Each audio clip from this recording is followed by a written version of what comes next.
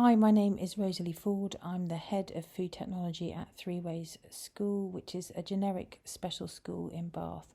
We have 223 pupils aged 4 to 19 with a wide variety of additional needs.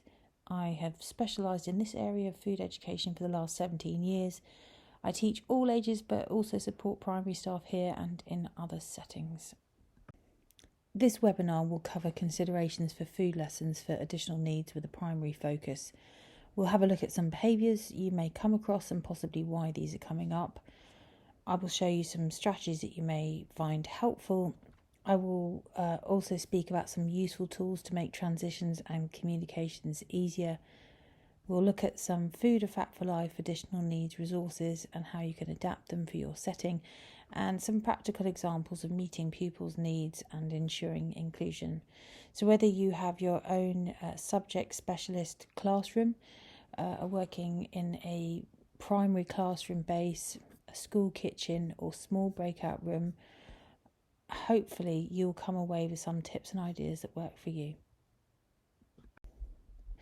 I know many people that I work with, students that I teach, family and friends that have quite particular ways about how and what they like to eat and how they or others prepare it. The subject of food is very emotive. I raise this because you may find that behaviours can be rectified with just a few simple tweaks of your lessons. You may also find this helpful for not just those with additional needs, but also with some young people who are considered to be neurotypical. And so I just want to begin with textual preference. On the left is a young person who has made a coulis by mashing berries and honey for his breakfast pancakes. He loves his food served with sauces, condiments, chutneys, swimming in gravy, mayonnaise and dressings. Some young people, like this student, will have no problems exploring, smearing, pouring and having messy hands. They enjoy wet foods. Others, like the student on the right, will abhor all of these and prefer their food that they work with to be dry. This young person on the right took a whole term to be able to touch the dough. The strategy we used was to slowly desensitise her experience. She started by holding our hands touching the dough, then built up her confidence to touch the dough herself but with gloves on, and then slowly we cut the individual fingers off until after some weeks all of her fingertips were exposed, and then finally she was able to touch the dough with her bare hands. This is an extreme case of a young person who is tactile defensive, but it gives you an idea of the time it may take for them to access activities or recipes that have a consistency that they dislike. Some will like their food separate and have issues with items touching, even if they have no problem eating those ingredients individually. They may eat foods by preference and like to follow an order, savouring the things they like first or leaving the things they don't like until last, or vice versa. And although this is not by definition necessarily autistic, I do see this approach to be more so as it's much more detail orientated. You can see the child on the left is very organised and clear about the way the ingredients are laid out. Messy eaters, on the other hand, like to mix it all together to create one flavour, and this in direct opposition can be seen as more of a disordered, dyslexic approach. They enjoy getting stuck in and exploring ingredients and have no issue with keeping food separate when they make a dish. This is not to say that the food separatists are always autistic and the food stackers always dyslexic, but it shows us that there's quite an ingrained attitude of food before we even begin to set a task, and two opposing ways of approaching it. And I highlight this because sometimes the food separatists can be triggered and struggle just eating or doing food play next to those types of learners. Some children will thrive in an unstructured play environment. They love tough tray experiences and get stuck into practical activities set by you and enjoy messy play.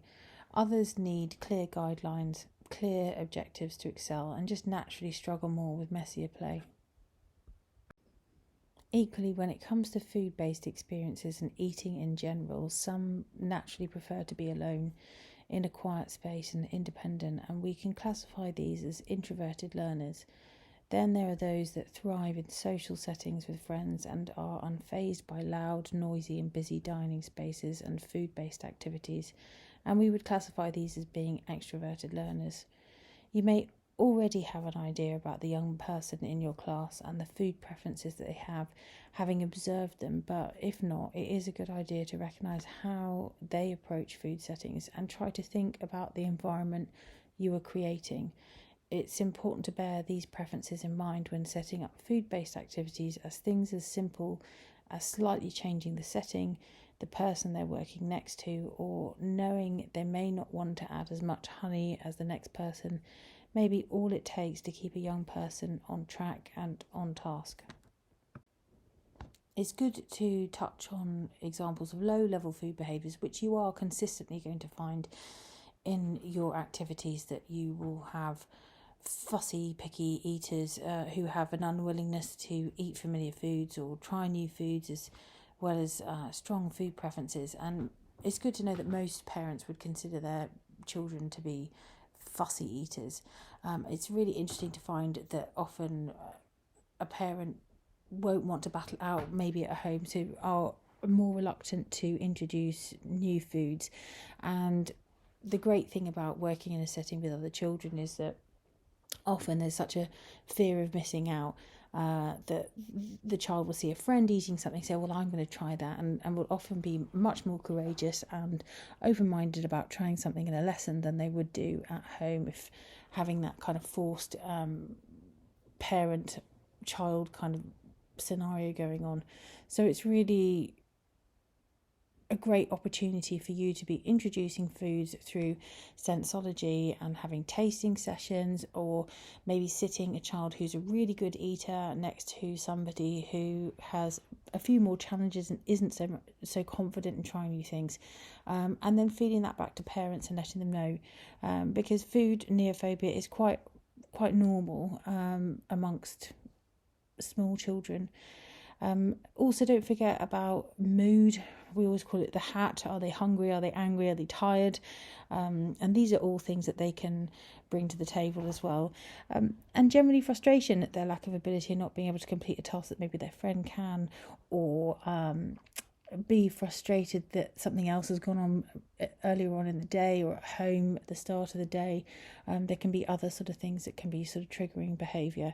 But generally also thinking about, if they do have mobility issues, maybe they can't hold the knife as well as maybe their friend can, that lack of ability and not being able to complete a task can be infuriating, and they might be needing some support in finding ways to have a practice go at trying something. So if they're having a challenge with using a knife, maybe you can set up some Play-Doh activities, some tough tray activities for them to try and enhance their skills in other ways. I just wanted to go over some examples of extreme challenging behaviours that you may see in your primary settings. Pica being really difficult because they will eat non-food items, and that can include your display boards, toys, items on the playground. So you have to really think about your risk assessments, and you'd be looking to have some support with that from outside agencies.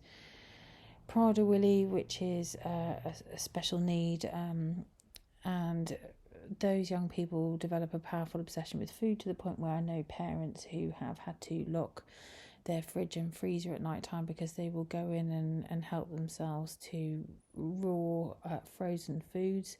And so that's something to think about if you've got fridges in your setting that are easily accessible. Not feeling full, no hunger or thirst, no feeling of being satiated, compulsive eating or not eating at all. And that can be through medical needs. They might never have had any experience of that. They might have been peg-fed before. And you're trying to sort of introduce those things with the support of occupational health specialists.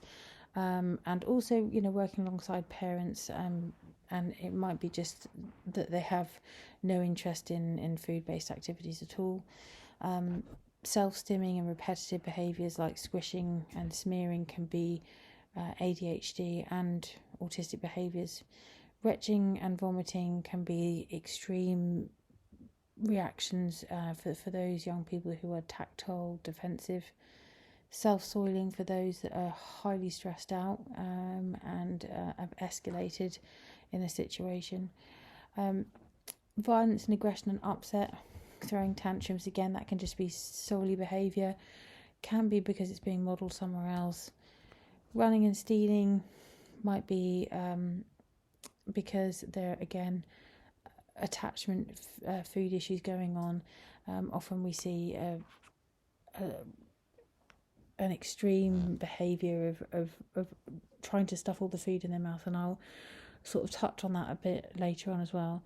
Only eating food that they've touched themselves, only eating foods of a certain colour and texture, again, OCD, ODD and autistic behaviour, so oppositional defiance disorder. And then contaminating food on purpose and sort of undermining tasks that you've set. Again, extreme cases, that can be abuse that they've had modelled elsewhere. It can just be extreme behaviours with attachment issues. You might set up a task and think it's going fantastically. You've made a great bond with the young person. They're doing really, really well. And then 5 minutes or so, or 10 minutes or so into the task, they might want to test your boundaries to see if you're really going to be there for them. And that's where they might decide to do something challenging. These are just a few things to think about with attachment behaviours. Most notably, what you'll see is a sort of a manic food consumption, which is often forcing lots of foods in the mouth, even if you've said to them, look, don't worry, I'm not going to make you rush your food, or, take your time. You'll still find that they are worried that the food might be taken away. And this can be linked to early childhood trauma. So definitely be really wary of choking hazards. Also, making sure that they are not using dissociative behaviours, seeing as the food as pets or friends and taking them home, and that they know that the food is there to be eaten, and that you don't find it sort of hoarded in their bag. And again, also thinking about the language around those young people, you should be proud of yourself, not I'm proud of you, because they will find ways to undermine once you've tried to make those bonds with them. There are thrive and nurture interventions that you can do. You can make sure that you always put just smaller portions in front of them and use emotion coaching strategies. And yeah, no pressure to perform. Just try to be as mindful and supportive as possible. These are some of my go-to strategies if a young person is heightened or in a dysregulated state and need grounding and calming to keep them on task. I look to create proprioceptive input through some of the following activities, like ripping and shredding to make a salad, carrying heavy weighted items such as a pumpkin or cartons of milk, or a watering can to go and water the plants outside, and giving them adult tasks to help me as an assistant, to give them some ownership, and getting them to chomp on crunchy, healthy foods such as apples or carrots, which uses vestibular receptors in the jaw, and using food aids such as electric blenders or juicers or food processors to feel that immediacy through their hands of blitzing something. In these pictures, this is just some more examples of that and the equipment I was talking about.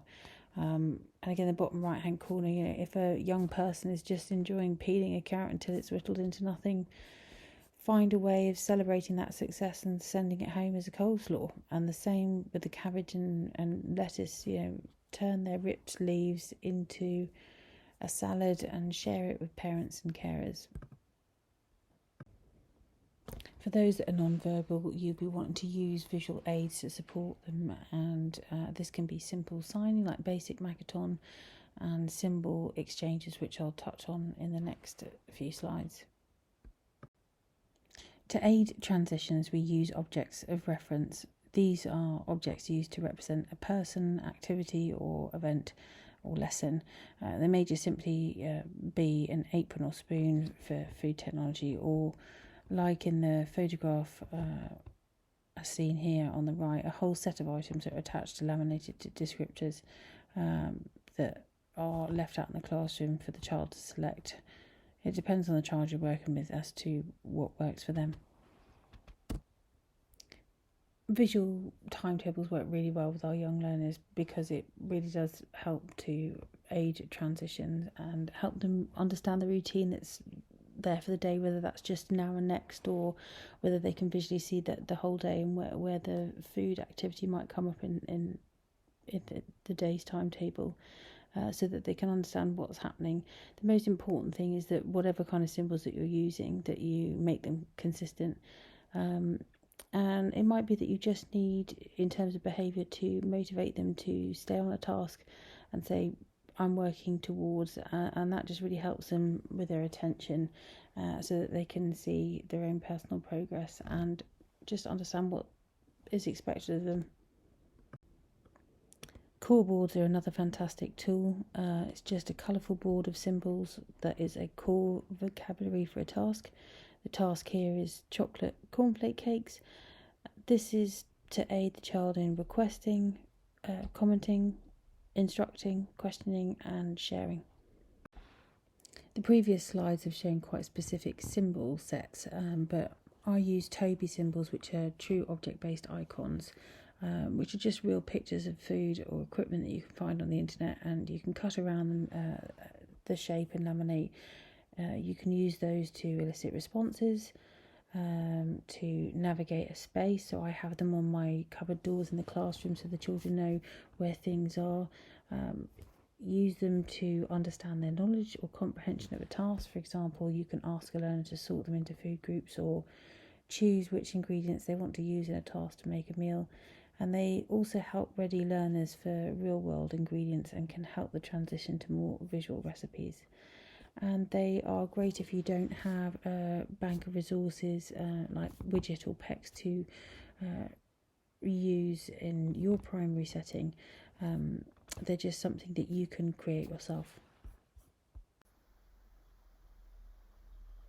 I also wanted to just highlight these blank pro forma worksheets, which equally work well with Toby symbols, especially for students that aren't confident with their drawing or their designing skills or their writing. You can support them to either cut and paste their own Toby choices, or they can just put the laminated choice on top of the worksheet, and you can take a picture with an iPad so that you have a quick record that you can file as to their choices of what they wanted to cook, eat or buy that day. The Food Fact for Life resources, such as PowerPoint and in this case Word recipe, are editable, which is fantastic. You may want to add or remove things. You may want to add symbols and take away the words. You may want to adapt the method to make it cheaper and more reasonable, or work with the resources that you've got that day. You might want to add tick boxes for those that need to feel like they've ticked off a statement to complete a task to move on to the next thing, or add an evaluation section or other assessment information to make your paperwork easier. There are some great widget recipes too for those learners that work with symbols, and Francis will also clarify the links that Food Fact for Life have with widget. But if you don't have time for the resources to print, symbols or work with widget, I just wanted to reassure you that I find plastic food toys just as successful at eliciting responses in learners and getting conversations going, or asking them to choose what they would like to work with next, or select food groups, just so that you can understand processing. There's not really any difference. You can ask them to give you all of the fruits and vegetables that they can find in the box, for example. Just make sure that you have a broad range and you're not limited by lots of kind of fast food. Try and find ones that are fruits and vegetables. Build a kit that provides progression so that you have a broad range of equipment that supports children working at different levels. For example, it's good to have some plastic and wooden safety knives, serrated knives, spreading knives, knife guards, scoops and fruit choppers and apple corers that make light work of difficult tasks. Teach the correct hand positions and grips, how to spread successfully and hold simple cutlery too. You can also buy knives that can be bended into grip shapes that is specific to a particular child. Provide lots of other activities, mud kitchens, tough trays and sensory play to practice these basic skills. Think about groupings. It may be a challenge to work with the whole class at any one time doing the same activity. You may wish to set up table activities that the students rotate around in small groups. It may work better to take only a few at snack time to help make something simple and have a timetable of students for different days. In this primary lesson, the ingredients are in the middle of the table for students to freely explore. The staff have used Dyson mats to secure their chopping boards, but a damp tea towel or J-cloth would do just as well. And each child is using a plastic safety knife. One is using his hands to rip the cabbage. One is being supported by the teacher so they can feel how much weight to put behind the knife to make it work. And one, after trial and error and observing the teacher, has worked out how to apply pressure and with a sawing motion chop successfully. And then all of those ingredients will be washed thoroughly before being cooked to make a minestrone to be shared by the class at break time. And the teacher here is working with a small group so she can observe all the students with their open sight lines, and the other students will come in on rotation so she can keep the numbers low whilst the rest of the class are working with a TA support to complete worksheets. For those that are hearing impaired, make sure that they can see your face, in particular your mouth, and use big actions to show a model mixing and whisking or chopping, and use simple signing or symbols. Remember to give constant encouragement and make sure that they are constantly engaged with, so that they don't lose interest. It's quite easy for those young people to be lost in a crowd. With the visually impaired, make sure that you have a really good contrast in colour between the ingredients and the equipment they're using. Get yourself a kit of quite brightly coloured equipment that you can keep to one side for them. Remember the lighting of the space, and the table that they're working at has just the items that they require. They're not reaching for other things and being unsafe. Introduce new foods and equipment gradually, so just focusing on one task at a time, and explore all the other sensory elements, so smells and textures of the task ahead. Do ensure that wheelchair users are seated correctly, that the table is at a good height, they're not going to hurt their back, that they are square onto the task that you've set, that they can reach everything that they need, and also that they are seated upright if they are going to have any tasting sessions, just to avoid any choking hazards. During sensory sessions, you will want to explore the touch and texture, the smell, the taste, and the sounds of it crunching, and look and observe at all the wonderful colours and shapes and textures and things that are part and parcel of working with different ingredients. But it's really important to also be mindful that some students may find that these quite strong too much in some cases, and just to note reactions and be mindful that for some young people who aren't very well, who might not feel fantastic throughout the day, that it might be quite a bit too much. So really observe their reactions to tasks.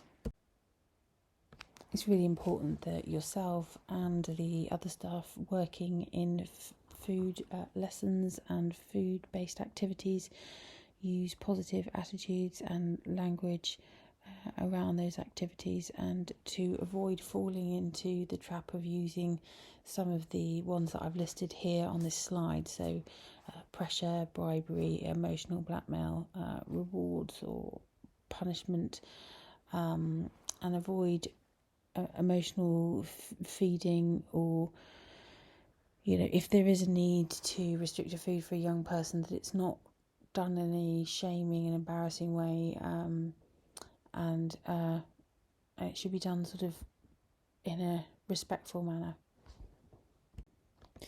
And finally, it's really important that you are leading by example, that you're modelling both practices, language and key skills, that you provide several experiences, especially for those that are food averse and are struggling to gain skills and understanding that you're doing it 10 to 15 times in different ways. And that's the same thing with a young person that may say, well, I don't like to do this.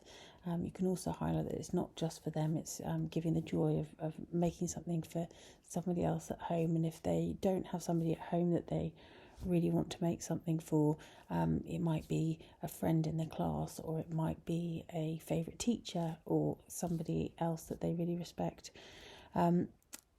Give them multiple opportunities to explore, and also look at your classroom space, your local environment. Picture books really enforce the learning across the kind of classroom space or wherever it is that you're working. Make sure there's positive interactions, all that lovely serve and return sensory play experiences to also build skills and to practice. Make sure that they have ownership over their own work. I think there's a lot of control that kind of goes on both by the child and by the adult, and actually giving a child ownership gives them a sense of self-worth, and just to be able to reinforce all of that lovely learning in other food-based settings, so not just in the lesson, in the classroom or in the one-to-one setting that you're working in, but also maybe at snack time, maybe in the dinner hall, in assemblies, maybe doing growing activities outside. So hopefully there's some things to think about, and let me know if you have any questions.